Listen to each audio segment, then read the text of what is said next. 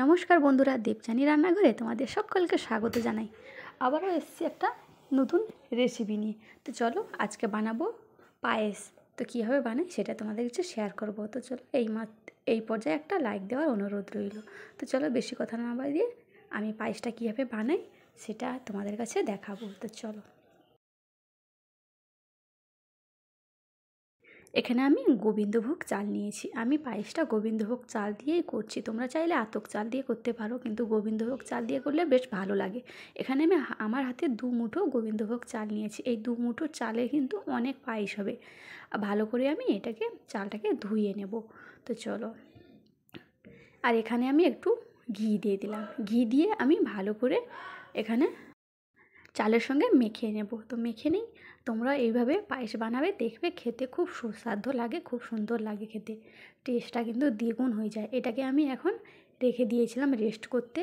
15 মিনিটের মতন রেস্ট করে নিয়ে চলে এসেছি। দেখো কী সুন্দর হয়েছে, আর ফ্লেভারটাও খুব সুন্দর হয়েছে। এখানে আমি 1 লিটার দুধ নিয়েছি। তোমরা চাইলে বেশি কম নিতে পারো। আর এই দুধের মধ্যে আমি চালগুলো দিয়ে দিলাম, আর 2টো এলাচ আমি ফাটিয়ে দিয়ে দিলাম, যাতে সুগন্ধটা খুব সুন্দর আসে। আমি একটু প্রথমে নাড়াচাড়া করে নেব, যাতে চালগুলো নিচে বসে না যায়, তার জন্য। এবার আমি একটা তেজপাতা কেটে 2টো করে দিয়ে দিলাম। এখন আমি 15 মিনিট মতন ফুটিয়ে নেব। এই পর্যায়ে আমি একটু লবণ দিয়ে দিলাম। পায়েসের মধ্যে লবণ দিলে কিন্তু খেতে খুব সুন্দর লাগে। আর হয়ে গেছে, সিদ্ধ হয়ে গেছে চালটা, তার জন্য দিয়ে দিলাম কাজু। আমি কিন্তু 15 মিনিটের মতন এসেছি। দেখো, দেখেই বুঝতে পারছো অনেকটা দুধও মরে গেছে, আর তোমার পায়েসটাও খুব সুন্দর এসছে। এরপরে দিয়ে দেব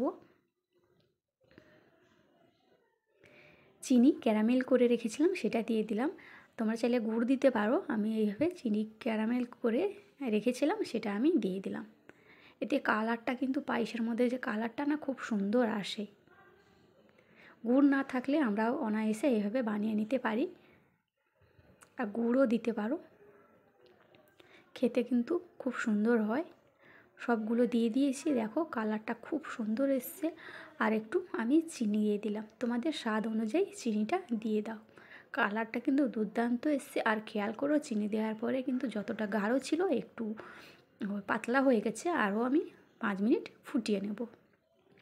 আর এই পর্যায়ে কিন্তু অনবরত নাড়াচাড়া করতে হবে, না হলে নিচে বসে থাকার সম্ভাবনা বেশি থাকে।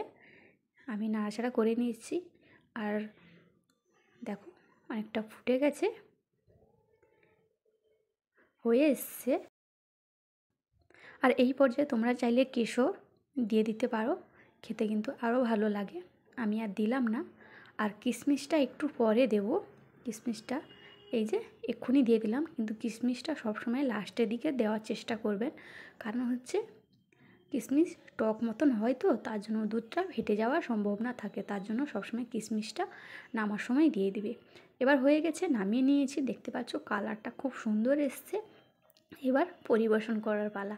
তোমরাও অনায়াসে এইভাবে বানিয়ে নিতে পারো। হাতে যদি থাকে 30টা মিনিট এইভাবে পায়েস বানিয়ে নিতে পারো, কারণ হচ্ছে চালটা একটু সিদ্ধ হতে সময় লাগে। এবার আমি পরিবেশন করছি। তোমাদের কাছে ভালো লাগলে লাইক কমেন্ট শেয়ার করতে ভুলবেন না। আর যারা নতুন দেখছেন, তো প্লিজ